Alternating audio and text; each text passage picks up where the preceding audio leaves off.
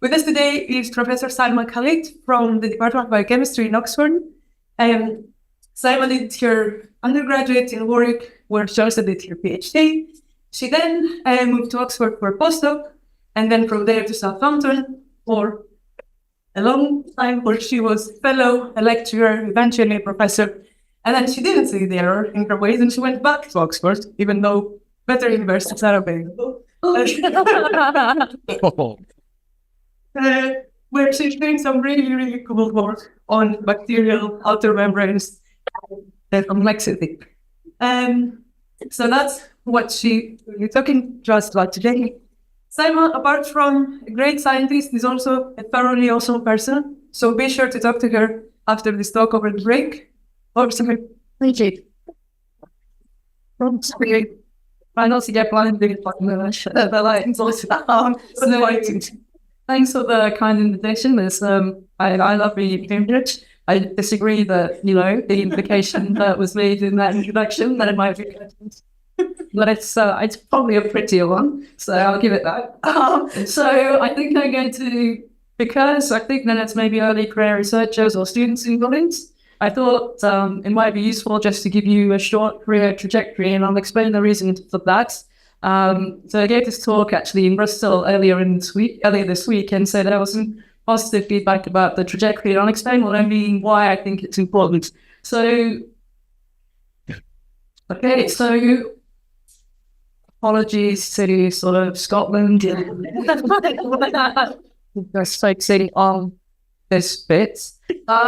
So just wanted to sort of talk you through how I became an academic, and the reason behind it is just to really explain that there's no one formula for this. You'll hear lots of things. You'll hear people say you have to go to the US, or you have to do this, or you have to do that. And I think I'm very keen on making the point that I don't think there's that have to do anything other than have good ideas and publish well. Other than that, I don't think that, and I'll explain. So for me, things started off in Midlands, in Wolverhampton. This is me at the age of 3 with my parents.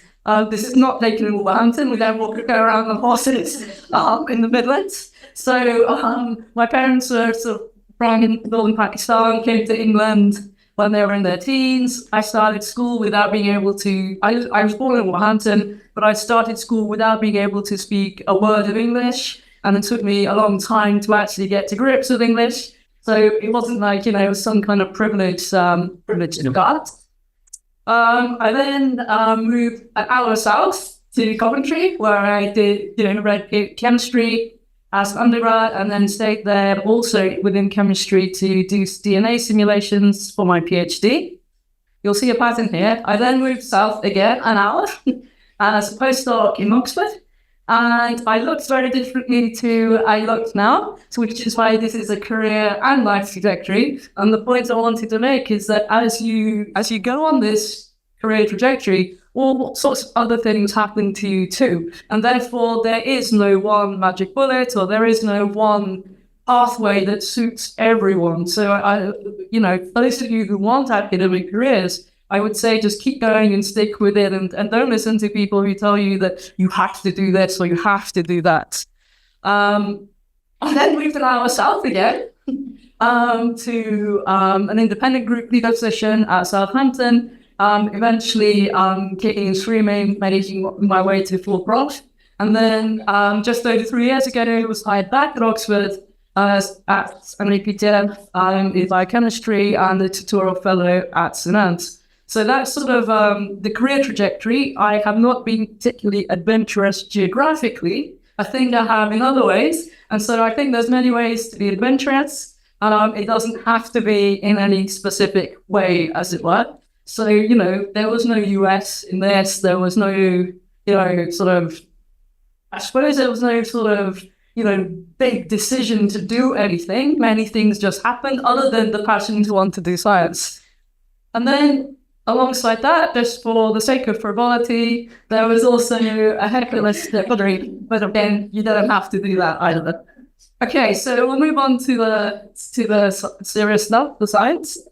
In my group, we focus largely on gram-negative bacteria. We do a little bit of work on gram-positive, but that tends to be largely when collaborators who we're very friendly with come and ask us to do something specific. But the overarching goals of the group really reside with gram-negative bacteria and specifically with the cell envelope.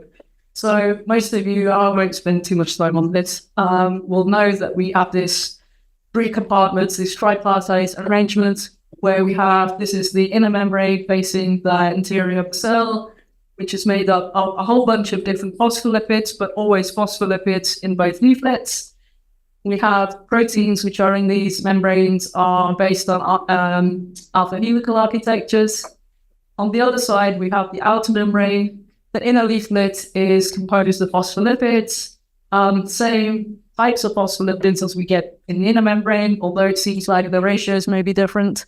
And then on the outside, we have this horrible molecule that's the bane of my life called lipopolysaccharide, which has multiple hydrocarbon tails, has lots of sugars which are all connected, and some of those sugars are phosphorylated, so it's highly charged, has lots of acid for hydrogen bonds, but then also has this big hydrophobic mass too. So in a way, it encompasses all the chemistry in some ways, because there's also chirality in there too. In between those 2 membranes, we have this aqueous region, which is called the periplasm. This houses the cell wall, so peptidoglycan, and is also jam-packed full of proteins. Now, the key point I want to make from this diagram is that it's enormously misleading. And the reason for that is it assumes many, many lipids to proteins. And we know now that isn't the case.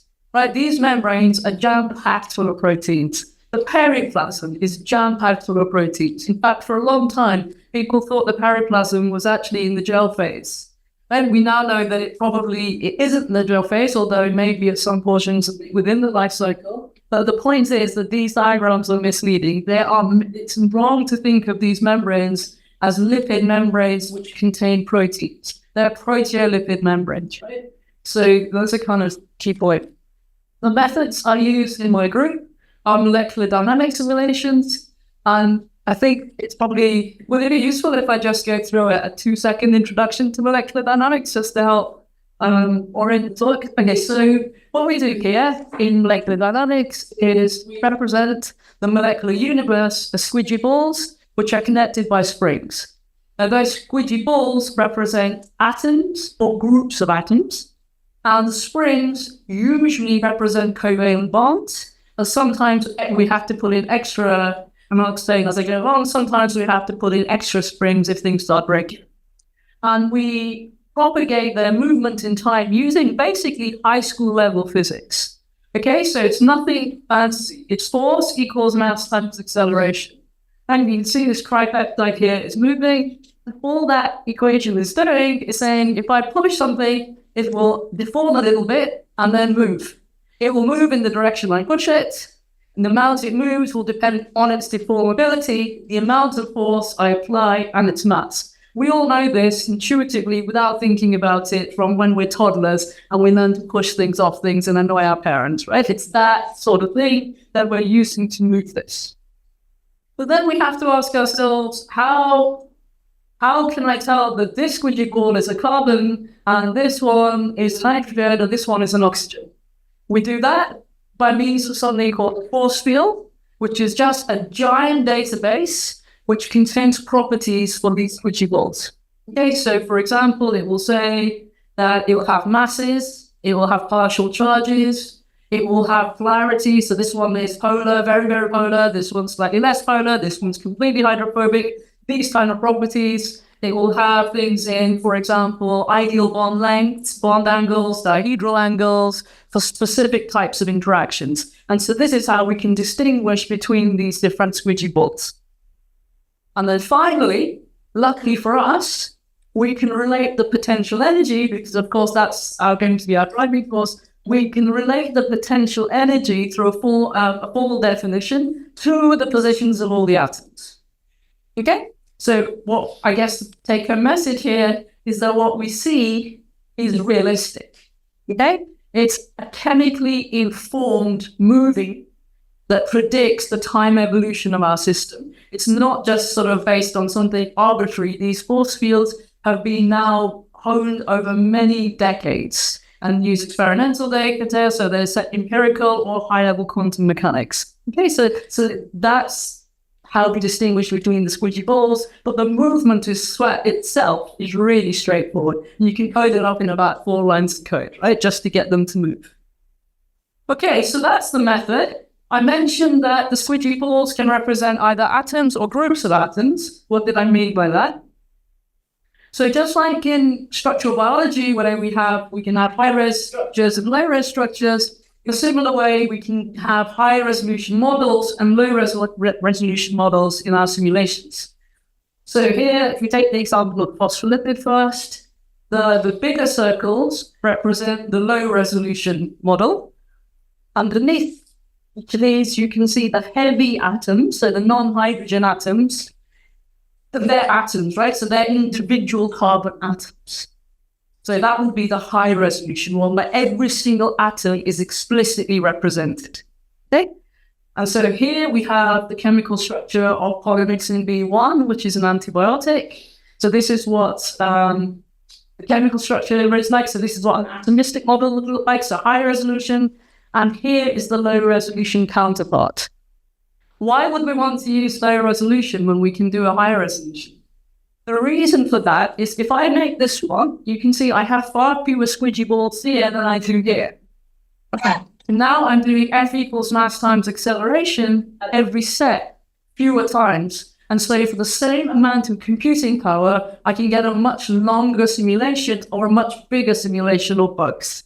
Okay, so it's simply a pragmatic approach. But another reason for doing it is actually the kinetics are slightly off with these models, so things happen a bit faster. So sometimes that's important for us too. Just finally, just to show you that I just want to make the point that making these models is not straightforward. So here is a high resolution model without the hydrogens of LPS. Every single atom is in there. And here is the coarse grade counterpart. And I think my group is pretty experienced with this kind of thing, but nevertheless, this took us a whole year to get from that one to that one, because it's not straightforward. It's not obvious to know which atoms I should put together in a single group.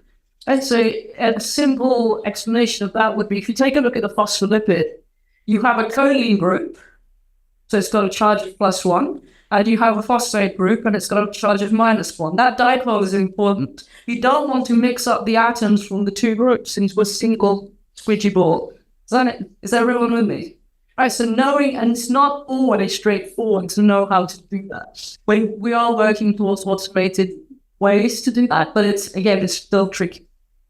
Okay, so those are the methods. What do we actually do with them? So you're going to start off with 2 examples of case studies where we have worked with experimental groups over the years. And these have been projects which have been driven and led by our experimental collaborators, usually big but not always collaborations, big project, and there's something that's not rationalized or something that's not clear, and then they come up to their friendly computational people and say, hey, can you help us with this? Some of us are friendly, some of us are not so friendly, actually, as it happens. But here, in this case, this is some work we did with Carol Robinson's group when I was still in Southampton.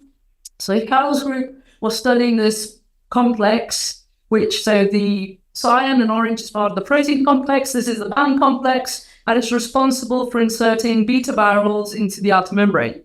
And so these guys were doing their very, very lovely native mass spec, where they can eject entire assemblies straight from native membranes and whiz them through the mass spectrometer and get their mass to charge readout. And what they were seeing is that the signal always corresponded to the protein complex with 2 or 3 specific lipids, cardiolipin bound.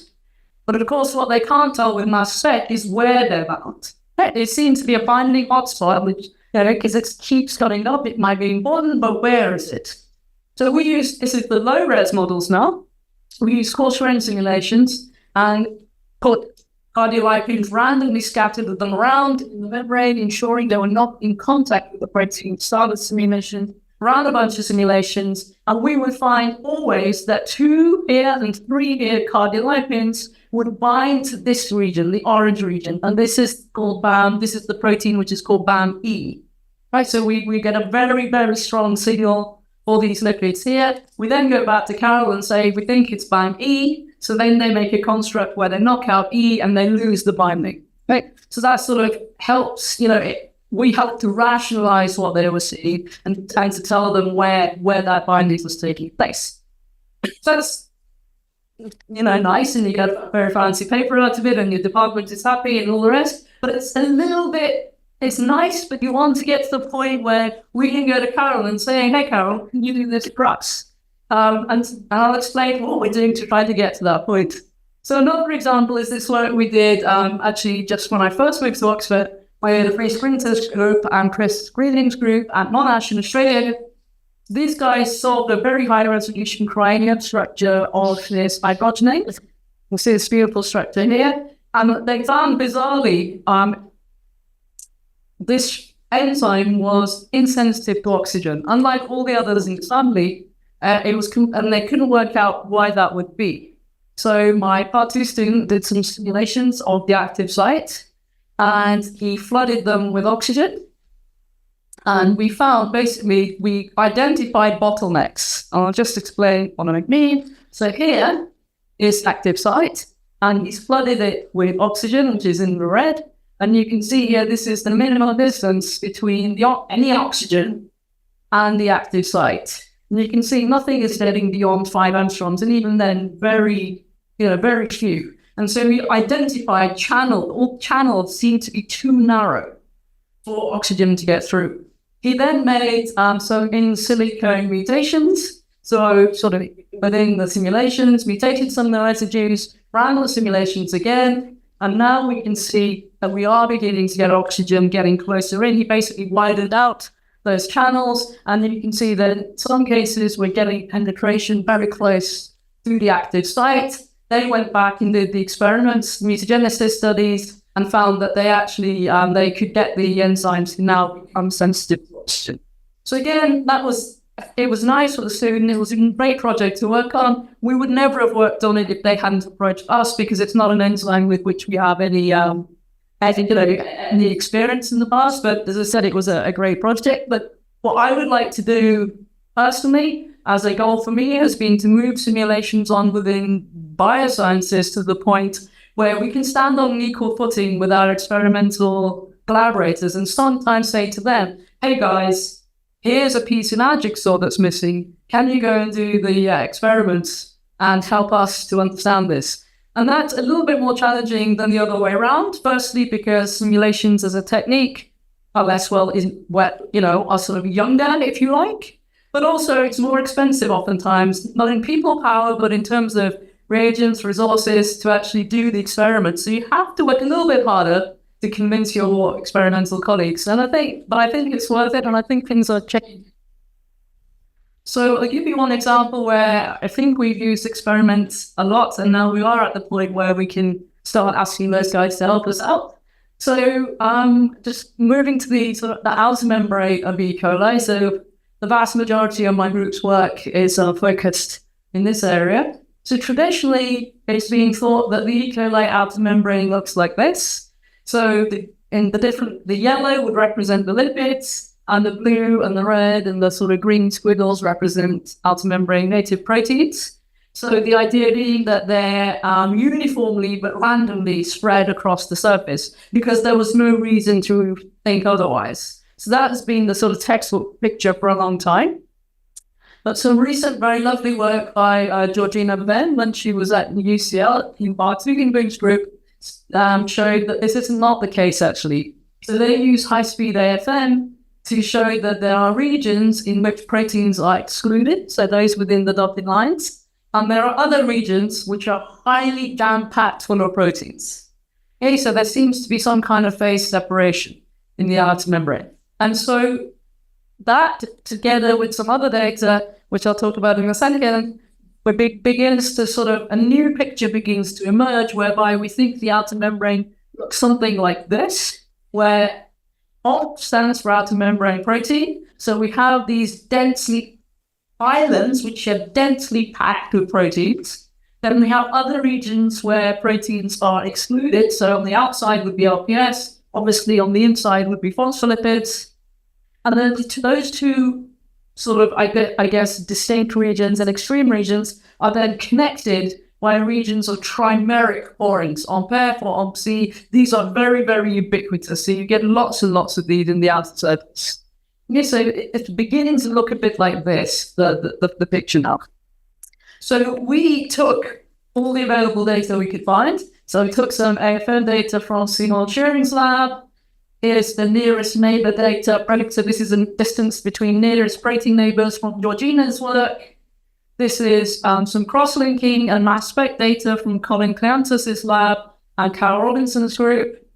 And this is work done by my friend Jeremy Lakey in Newcastle, where they have solved a crystal structure of an analog of this trimeric poring with LPS bound. So this helps us orientate the protein, right? We take the crystal structure and we know where the LPS should sit.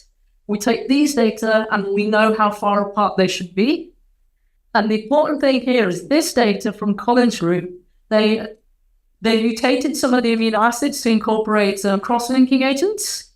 And what they did with that is they find that when they fish those out of the membrane, the barrel they attach the cross-linking agent to is covalently bound to LPS or phospholipid, depending on where it is, always. But as they pull it out, they drag out another barrel.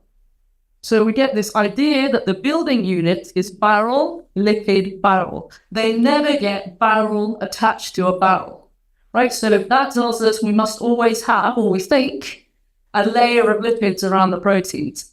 If we put all of that together, what emerges is this kind of thing. And so we get and this is our model. So we built a life-size model of one of those islands. For those of you who know about simulations, these are copy numbers of proteins. You'll appreciate that these are huge models. And what I like about it is that they are life-size. So we're sort of beginning to bridge that sort of traditional gap between experiment and simulation in terms of the sizes of the systems that are being studied. And one thing you'll also notice is you see hexagonal arrangements are beginning to emerge. It says the only way we could satisfy all of this experimental data was to do it like that, and sort of spontaneously this kind of hexagonal arrays emerged. And the model in 3D looks like this. I'm afraid this is just a gratuitous movie that all simulation people like to show. It doesn't actually show you anything useful other than being pretty, but nevertheless, I will show it. So here we are. So this is the model. You can see from the other side too, I think. So that's the phospholipid side. The yellow bit is the outer membrane side. And it's realistic in terms of its size. The one thing I'll say that we don't know which protein is next to which protein in reality. Because the AFM is really low res, right? A blob is a protein. We don't know which protein. So if we run simulations of this, and then measure the nearest neighbor data, this is the AFM data, and this is what we get from the MD simulations. You'll see that we have a narrower range because they looked at the entire surface of the bacterium. We looked at only a single island, but the peaks are in the right place. So we think we're pretty confident that we have the overall geometry correct, even if we don't have the fine details or know those yet. But what the simulations enable us to do now is start asking, why do we have LPS in the outer lipid and not phospholipids? And, what would happen if we had phospholipids in there? What's the consequence of that? Questions which are not so easy to address using experimental methods. But just so what we did, this is taking a bird's eye view of just a quarter of that island. Sorry, the colors didn't come out so well. Gray is LPS.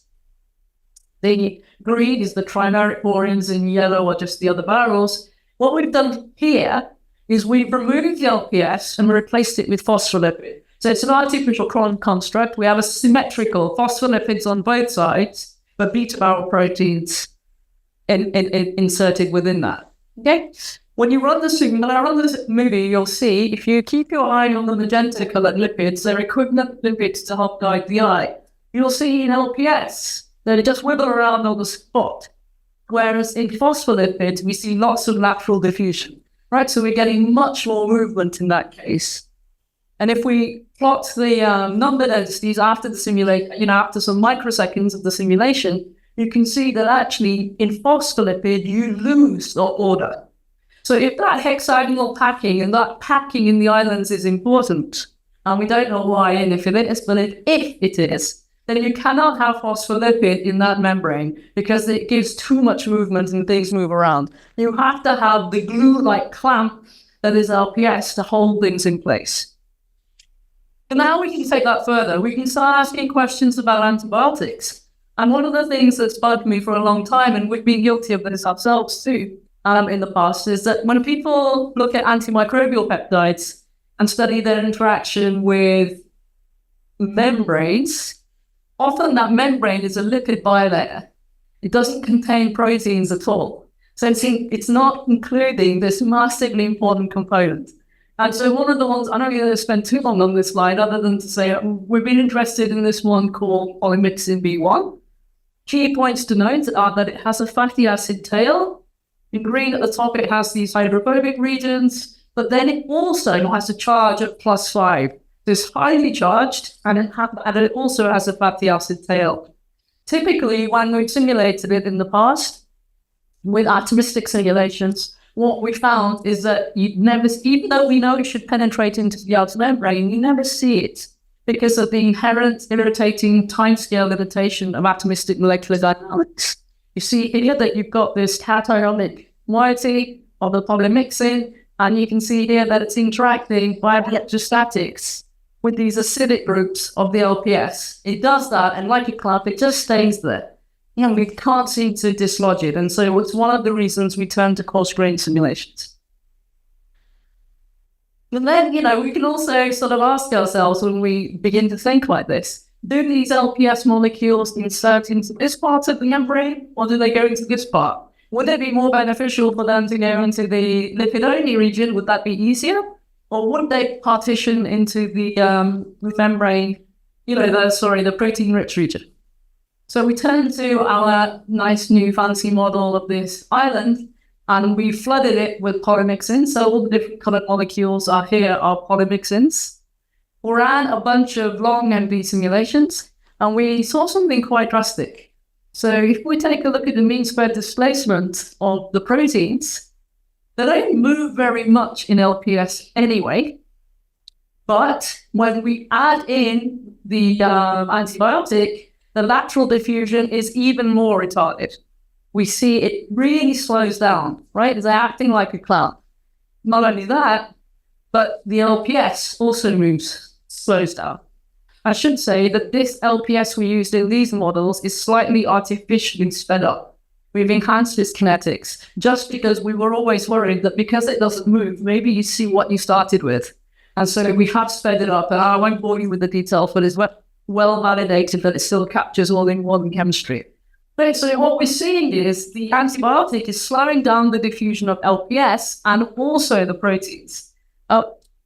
It's kind of doing that by, I'll just sort of explain what these colors show. At the top is at the start of the simulation. Each protein is colored a distinct color, but then after 2 microseconds, 2 microseconds, 2 microseconds, these are 3 different simulations. Now the colors represent where proteins have become bridged by antibiotics. So this orange region means that all of these have become somehow connected via antibiotics. So all these purple ones are connected together, right? So you can see that, and it's an easy way to follow the time course in a simulation, and these patches of single color just, grow. Why I was excited about this result was that recently there's been a little bit of controversy in the literature. Let's just switch in here. So this is Georgina's work, the low resolution AFM data from Bart's lab. In the green, you just ignore the sort of gray color for now. In green is the nearest neighbor protein data that Georgina got from her AFM.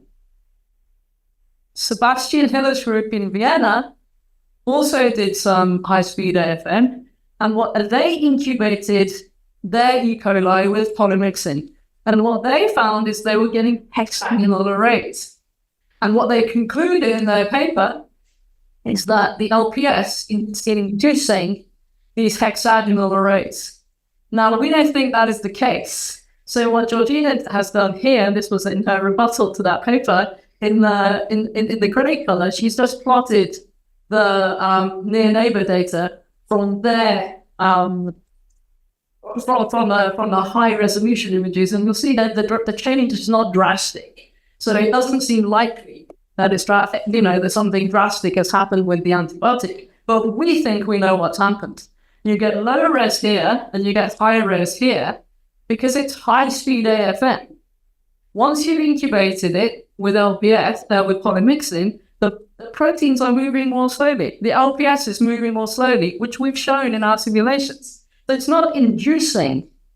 The antibiotic is not inducing the lattice, but it's slowing down the protein so you can capture the images better. So we're writing this up at the moment, and I think it's a nice example of where simulations have been able to take two sets of experiments and kind of rationalize what they're seeing and why they're seeing it. So we think the lattices are always there, so we disagree with that, but we agree that that's what it looks like, and it's not in quickness here because it's moving too fast. They've slowed it down with the antibiotic, and that's why they're seeing. And we can move on now and start looking at some of the interactions in more detail. As I mentioned, this was a low-resolution coarse-grained studies where we look at these bridges that the antibiotic is forming with the outer membrane proteins. And what it's low resolution, it's coarse-grained. So what we're doing now is we're taking portions where interesting stuff happens and converting them into quantum detail and looking at them further. And that allows us to identify specific interactions. So we have a glutamate on the surface of the protein interacting with one of the cationic moieties on the antibiotic. If you turn that system around, then what you see is the same region. You also see an interaction of the same residue, that same moiety here, with the phosphate group of LPS. So we're beginning to see why the antibiotic is slowing down LPS and the proteins. You can pick out specific interactions, and you can now have confidence in the chemistry because you've left the coarse grain behind and just taken. We can only take portions because it's too big to do the whole thing by atomistic detail. This is just a ripped out of the paper that we're writing at the moment, but just to show you that we can then follow the time course, and you can see one interaction is formed, simulation progresses, another one forms, more form. When you see these interactions forming, and it almost becomes like a single entity. And then just to sort of finish off, I think, we can now take that further and explore how the antibiotic inserts into the membrane. So years ago, Bob Hancock in British Columbia proposed that what was happening was that the antibiotics, and you'll see about 4 of them come together here, hit the surface of the membrane, and the aggregate then dissipates, and they go into single entities, which then begin to insert. Bob Hancock proposed that what was happening was that these positive charges were coming along and replacing the calciums and magnesiums that hold the LPSs together, right? And they're replacing those and then going in their place. And then eventually the hydrophobic tail would flip in, it'd create a defect in the packing, and then another one could come along and do the same, and eventually you get a big defect and you get some kind of self-uptake mechanism. There'd be no evidence really to support this. But we think we've found that now. So here we're just plotting the number of interactions between LPS and cations. And in blue, we have no antibiotic present. So here you can see that as the simulation starts, you get a big jump, these interactions form, and they remain steady throughout the simulation. Now, in the case when we add the antibiotics, so down here, as the simulation starts, we get a big jump, but then after a peak, the number of contacts between the LPS and the cation starts to come down. Concurrently with that, the number of interactions between the LPS and the antibiotic go up. Right, so it's a direct evidence showing that the antibiotic is replacing the cations. The number of interactions with cation is going down, the number of interactions with antibiotic is going up.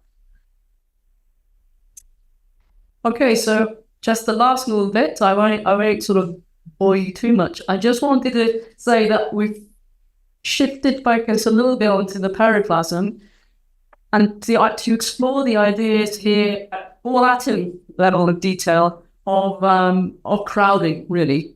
As I said, this region is jam-packed full of proteins, and we've been interested in the impact of crowding. One of the things we've been doing, been working with the Rosalind Franklin Institute here, is to build an all-atom model of the periplasm. So we put in a whole bunch of proteins, make a model of the cell wall.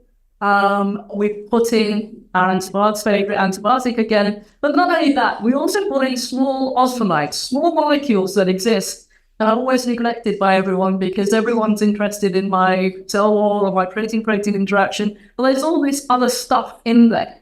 But we were interested to see what the impact of this is. And I won't go into it in too much detail other than to sort of show you on one slide why I think it's important. So if I show you this picture here, the gray, it's a bird's eye view of the cell wall. Gray is the cell wall. The cell wall has a bunch of acidic moieties. So it's got these glutamates and these DAP residues. So they've got negative, they've got these hydrogen bonding accepting abilities. So, they've got these sort of dangling about. And in the ball and stick model, we have the antibiotic, which remember has a +5 charge of it. It comes along, it senses the cell wall, and it binds to it. And sort of unsurprisingly, the electrostatics match up very well, and you get salt bridges and hydrogen bonds, and everything is dandy.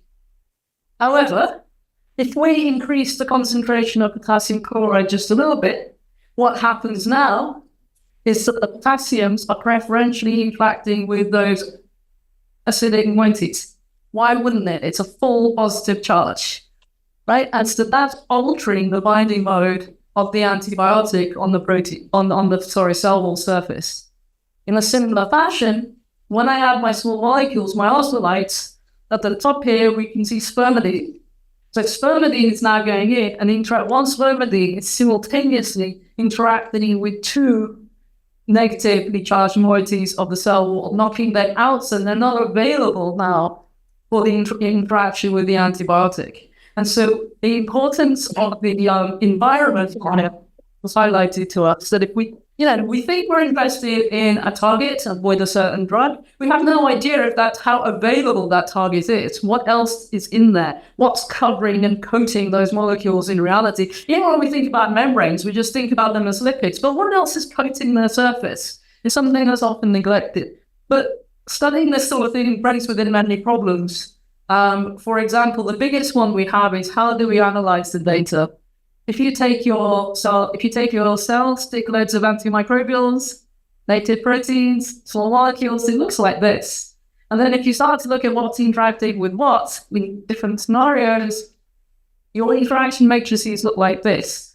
And unless your eyesight is much, much better, right, I think it's very difficult to see a signal in all of that, right? And so we're now working with the Department of Energy in the US to use some of their machine learning algorithms to help us find the signals in this noise, and also doing a little bit with IBM.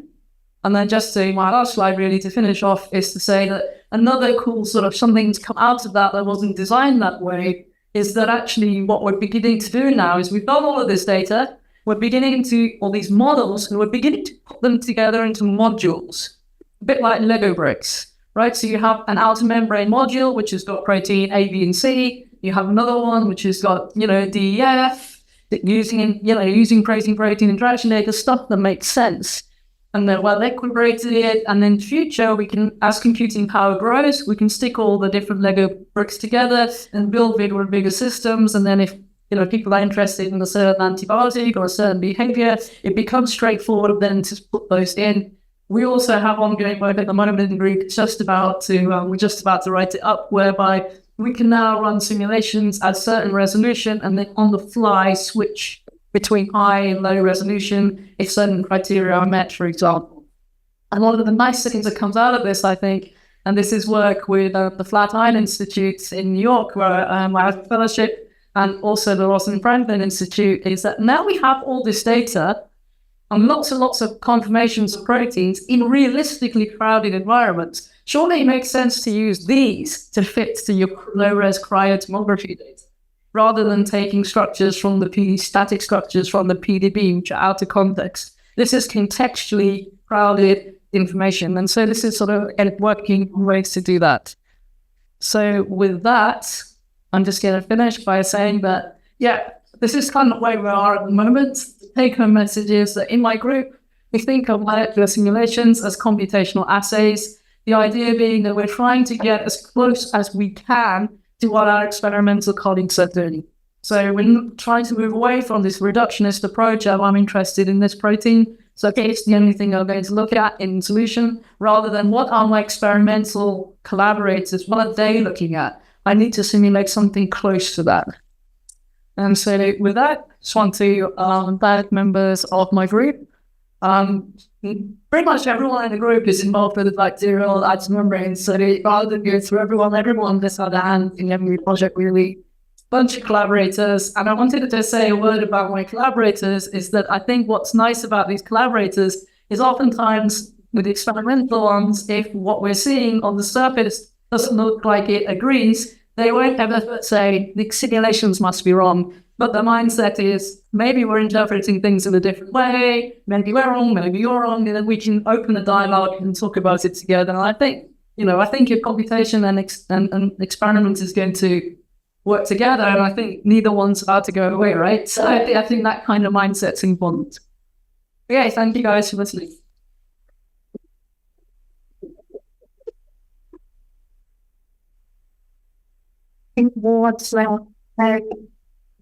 That's pretty cool. Are there any questions?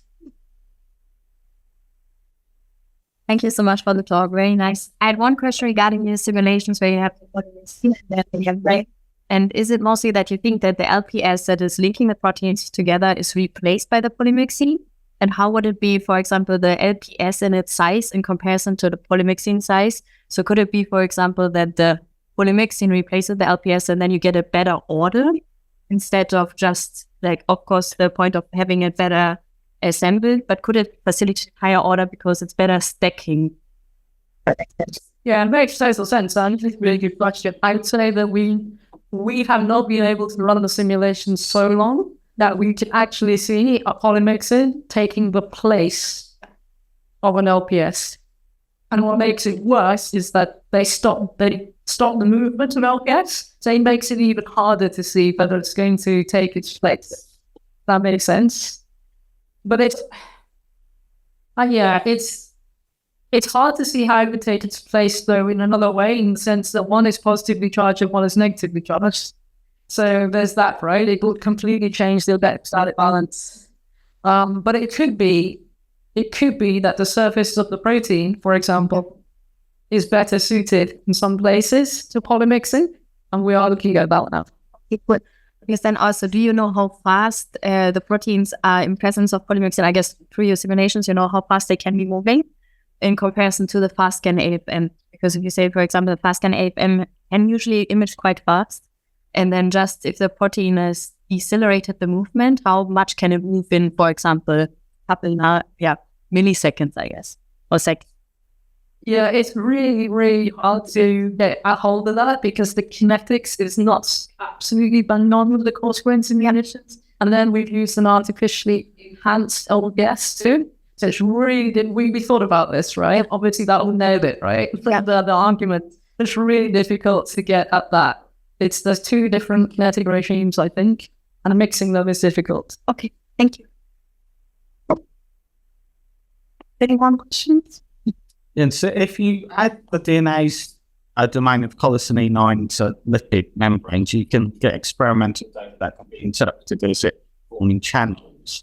Have you tried with your much more sophisticated membrane models, simulations? No, not yet.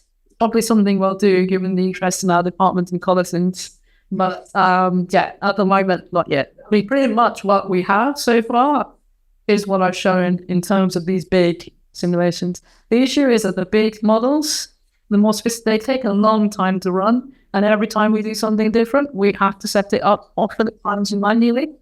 So we're not at a position. So this stuff is really new. We're not at a point where it's automated or easy to set up, or it's very, very tricky.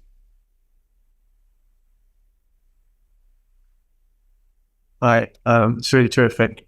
I'm I'm interested in what you think is the evolutionary pressure on the bacteria to have these sort of lattices and networks, and what role it's bringing.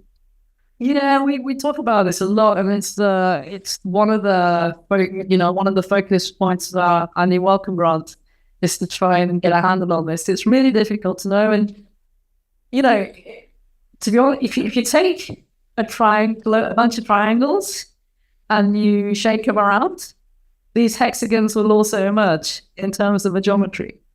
We have these big chimeric porins, right? So it could be, is it just the sheer shape of that's causing it? So one of the things we're working on next is our collaborators are trying to image Pseudomonas, where you have far fewer chimeric porins. The band's completely different then.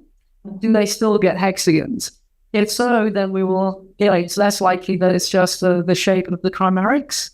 It could be that. Other than that, we've been scratching our heads quite a lot to try and understand why you would have this. We haven't come up with anything so far. I don't know. Do you have any? No, but it's just such a completely different paradigm for people who are used to mammalian cell surface, where things are zipping around, bumping into each other all the time and responding to the environment. Bacteria don't seem to be doing it that way. Well, I guess if you think about something like, like microbacteria, their outer membranes, I think, are almost a single covalently bonded entity, right? And this would say that this is not that, but it's not far off actually now, if things are not moving or connected, if that makes sense. So maybe it's just a protection mechanism. There's bacteria live in harsh environments, in crowded colonies. They need an exterior surface that is impenetrable. It could be that. It could be as simple as that. I don't know. But why you would still then have regions with just LPS? I don't know. But just LPS, it's still difficult to penetrate. Right? You still have to pull out the divalent somehow and get in. So, yeah. Then there are also bacteria that are shedding vesicles as well occasionally. So things can break down, and that may have biological roles of communicating or having immune effects.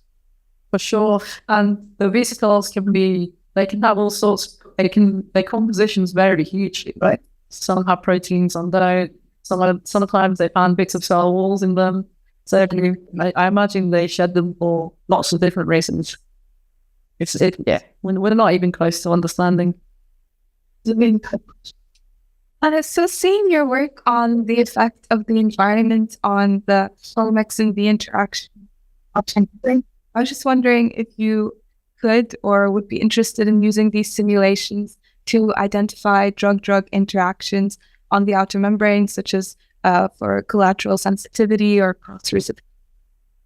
I think eventually we're some way off getting to that point. I think at the moment we want to just characterize drug with negative membrane. Once we have that, we can start looking at drug. One of the things I didn't mention is we have this platform set up with the guys at Argo, where we do our simulations and then we email the results to their robots that makes the peptides and applies them to like the 96 petri dishes in one go, and then sort of monitors what's going on, feeds in the AI algorithm, and then back to us for more simulations. So they had this thing set up quite a while ago. The problem was that the simulations were not agreeing with what they were seeing. And so they approached us, and basically the simulations they had was a single type of lipid that started us to make a hydrophobic environment, no proteins at all. And it was meant to be the inner membrane, and it wasn't energized either. And so, we sort of said, look, guys, the inner membrane's energized, so you might want to think about that. There's loads of proteins in there. There's lots of different types of lipids. So that's our job now. My postdoc's about to be shipped off to the US to get that set, or get those simulations working. So the focus for us is to get single drugs, if you like, working before we start thinking about drugs. But maybe 10 years. Maybe it'll be less, hopefully. I think Thank you for the beautiful talk. I was also particularly fascinated by the lattice story. Did you find that there are any particular surfaces or any particular interfaces on the arms that are being moved by the lipids, or can they rotate more freely within the lattice? So, are they sort of fixed? You mean the proteins? Yeah, are there is it always a particular region that's being bridged? Yeah, so we're doing that now. We're trying to get the polymixed fingerprints of the opposite. I think that's what you mean, right?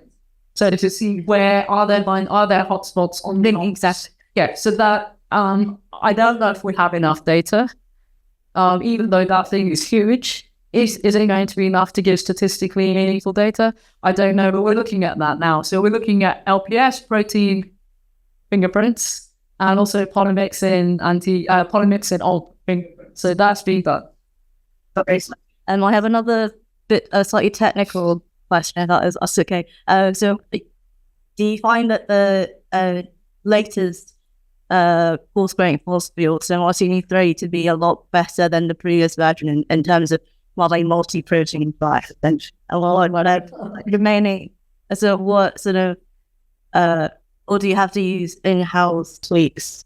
Yeah, it's a really good question. So, as you probably know, Martini 2 was probably over sticky with protein-protein interactions. And so they try to dampen the protein-protein interactions. But unfortunately, what's happened is what they've done is the hydrophobics are not correct now. So things we should insert into membranes don't readily go in.